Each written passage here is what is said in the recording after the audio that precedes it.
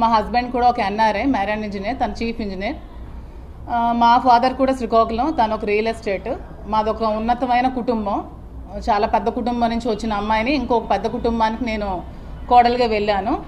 మాకు రాజకీయాలు చాలా దూరం, కానీ వీళ్ళు కోరడం వల్ల నేను మా ఇంట్లో ఒప్పించి నేను రాజకీయాల్లో జాయిన్ అవ్వడం జరిగింది. నాకు మహిళా అధ్యక్షురాలుగా అపాయింట్ చేశారు. అపాయింట్ చేసిన నుంచి నేను చాలా యాక్టివ్గా పార్టీలో పార్టిసిపేట్ చేశాను. ఎందుకంటే నాకు ముందు నుంచి జగన్ అంటే చాలా అభిమానం. జగన్ అన్న కోసం ఇంట్రెస్ట్తో వీళ్ళు పిలవగానే నేను ఒప్పుకొని పార్టీలోకి జాయిన్ అవ్వడం జరిగింది. సో ఈ పార్టీలో జాయిన్ అయ్యాక నేను యాక్టివ్గా పార్టిసిపేట్ చేయడం, గడప గడపకి తిరగడం, చాలా కార్యక్రమాలు తిరగడం జరిగింది. ఆవిడ ఎవరో తెలియదు, పార్టీలోకి ఎలాగొచ్చిందో తెలియదు, గడప గడపలో తిరుగుతూ ఉంటే క్యాడర్ నాకు చాలా విషయాలు చెప్పారు. నన్ను పార్టీలోకి పిలిచినప్పుడు కండువ వేసి వైఫ్ అండ్ హస్బెండ్ నన్ను పిలిచి పార్టీలో జాయిన్ చేసుకున్నప్పుడు ఫోటో ఇది నన్ను పిలిచి ఇద్దరు వైఫ్ అండ్ హస్బెండ్ కండువ వేసి నన్ను ఇన్వైట్ చేసి, నీ అవసరం మాకు చాలా ఉంది, పార్టీలో నువ్వు జాయిన్ అవ్వాలమ్మా అని బతిమాలి నన్ను కండువ వేసి జాయిన్ చేసుకున్న ఫోటో ఇది.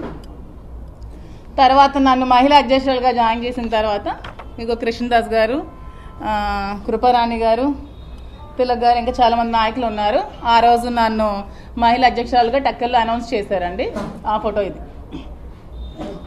అనౌన్స్ చేసినప్పటి నుంచి నేను చాలా యాక్టివ్గా పార్టిసిపేట్ చేశానండి. అది టెక్కల్లో ఎవరికి అడిగినా చెప్తారు.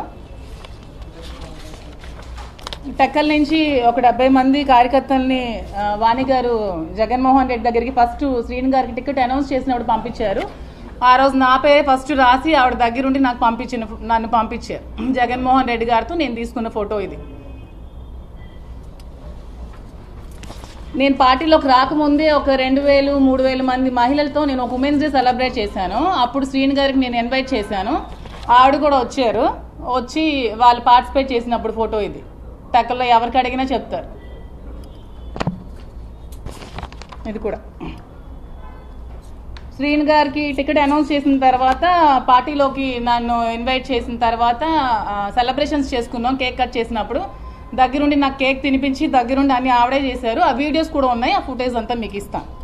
తర్వాత మా ఇద్దరం సరదాగా ఉండి సెల్ఫీలు తీసుకున్నప్పుడు ఫోటోలు ఇంకా చాలా ఉన్నాయి. ఈ వీడియోస్ కూడా మీకు అన్ని సబ్మిట్ చేస్తాం. సో ఇలా ఈవిడ నాకు పార్టీలోకి పిలవడం జరిగింది. ఈవిడే రమ్మని నాకు బతిమాలడం జరిగింది. నీ అవసరం నాకు చాలా ఉందని చెప్పి నా మీద లేనిపోని నిందలు వేసి శ్రీని గారికి నాకు ఏవేవో ఉన్నాయని ప్రచారం చేసి హైకమాండ్ వరకు తీసుకెళ్లారు. నాకు అక్కడి నుంచి ఇంటెలిజెన్స్ డీజీపీ కూడా నన్ను పిలవడం జరిగింది ఒక 2-3 టైమ్స్. అక్కడ కూడా నేను 2-3 టైమ్స్ వెళ్ళడం జరిగింది.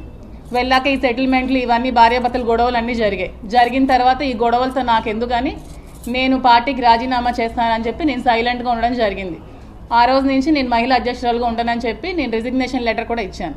కానీ ఏ రోజు కూడా నేను పార్టీ కోసం వర్క్ చేయడం మానలేదు.